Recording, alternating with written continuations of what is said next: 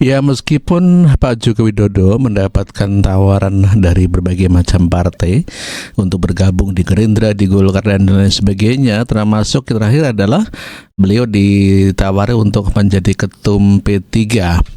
Namun demikian, Pak Jokowi berlabuh ke PSI, partai yang ketumnya adalah Kaisang. Dan kita dengarkan pernyataan dari Pak Joko Widodo ketika ditanya wartawan di rumahnya ya, di Sumber ya. Ya segera pulang itu. Iya, terima kasih Bapak. Coba diklik dulu. Sudah, saya kemarin. Pak Jokowi, tanggapan nama Pak Jokowi masuk dalam bursa ketum P3 seperti apa? Nah, yang di P3 saya kira banyak calon-calon ketua umum yang jauh lebih baik, yang punya kapasitas, kapabilitas, punya kompetensi. Banyak calon yang sudah beda kan banyak sekali. Saya di PSI aja. Berarti di luar PSI nggak ada partai lain yang dipertimbangkan di luar PSI? Ya nggak tahu, di PSI pun juga dicalonkan juga belum. Ya, itulah tadi pernyataan Pak Joko Widodo yang lebih memilih berlabuh di PSI ketimbang di Partai Persatuan Pembangunan. Pak Jokowi menjawab di Partai Persatuan Pembangunan banyak tokoh-tokoh yang kapasitas dan kapabilitasnya lebih banyak, begitu kata Pak Joko Widodo. Ya, Jokowi harus pimpin partai politik agar bisa hadir atau tetap hadir di panggung politik ya. Demikian dikatakan oleh Zulfan Lindan di dalam unpacking begitu ya. Dan coba kita saksikan sama-sama. Kalau UGM sudah menyatakan bahwa ijazah itu asli, apalagi yang mau dipersoalkan? Ya kan? Yang dituntut dengan Jokowi dong. Kalau yang dikeluarkan oleh UGM itu palsu, tuntut UGM aja. Yang tidak menginginkan Anies maju itu kan pasti bukan Jokowi, karena Jokowi nggak punya kepentingan lagi. Nah, bisa jadi ya dari kalangan PDIP justru yang ingin Anies itu tidak maju supaya Ganjar lebih besar dukungannya, kan gitu. Rebutan dengan Prabowo perlu membangun kedewasaan dalam berpolitik. Itu biasa. Makanya politik ini kan berkaitan dengan sejarah, ya. Perjalanan sejarah itu seperti apa? Kita lihat figur-figur tokoh-tokoh tertentu yang mereka tetap tegar melawan. Ya kan? Sekarang ketua umumnya Kaisang, anaknya kan. Secara fisiologis, bagaimana nih saya menggantikan anak saya menjadi ketua umum? Iya. Ya kan? Walaupun nggak ada masalah secara. Iya. Udah benar istilah abang tadi itu sudah tepat itu. Ada kendala psikologis. Iya, kendala psikologis saja. Maka itu bisa diolok-olok tuh nanti, Bang. Iya, makanya itu kan bisa di framing lagi, misalkan lagi nggak pantas gitu kan. Pokoknya apapun dilakukan Jokowi pantas pun dianggap nggak pantas. Kalau bicara TBK dia blue chip atau enggak. Iya kan? Kalau ini blue chip, Bang. Kalau Pak Jokowi ini blue chip.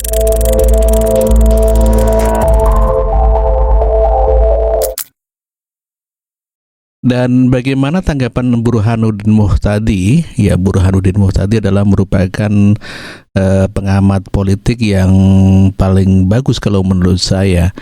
Lalu bagaimana tanggapan Pak Burhanuddin Muhtadi terkait daripada Pak Joko Widodo yang masuk PSI? Dan inilah videonya. Bahkan pada tingkat sebagai calon ketua RT aja belum pernah kan.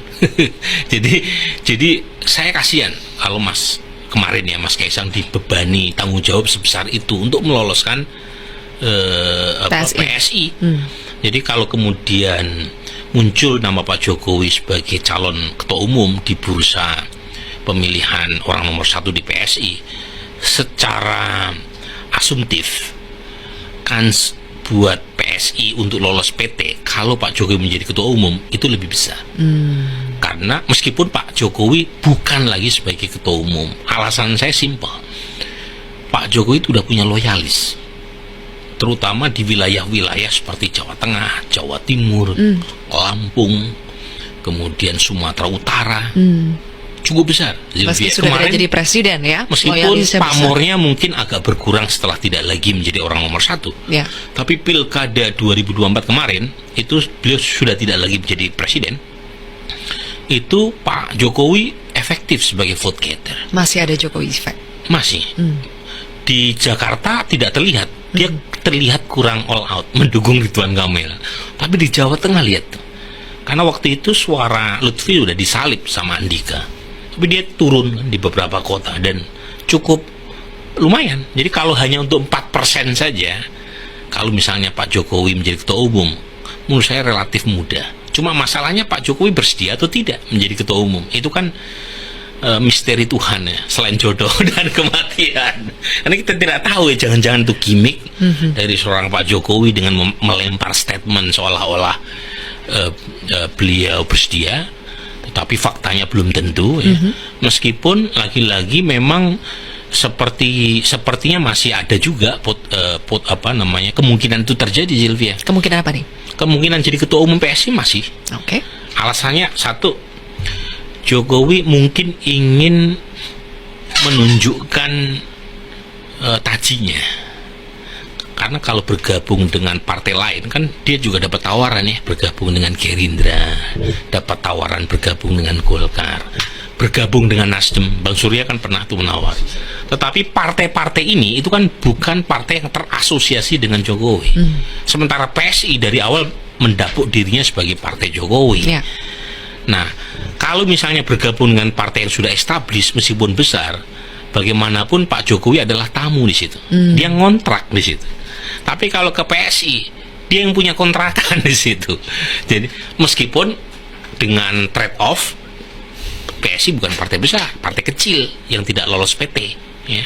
Tetapi kalau dia menjadi ketua umum di PSI dan kemudian lolos, itu kan cukup mampu membuat Jokowi punya posisi tawar, minimal di hadapan para ketua umum yang lain.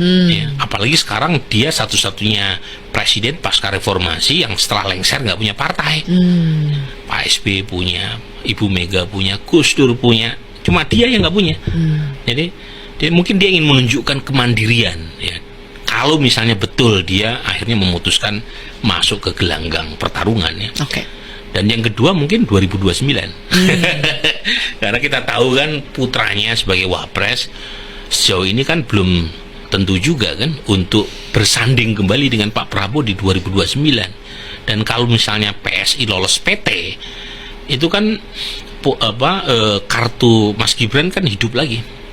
Ya, karena bagaimanapun ada partai yang bisa meloloskan ke Senayan. Tapi lagi-lagi semua sangat tergantung oleh keputusan seorang Jokowi, mau atau tidak menjadi calon ketua umum PSI. Dan kalau misalnya dia bersedia, saya yakin Mas Kaisang akan mundur pelan-pelan.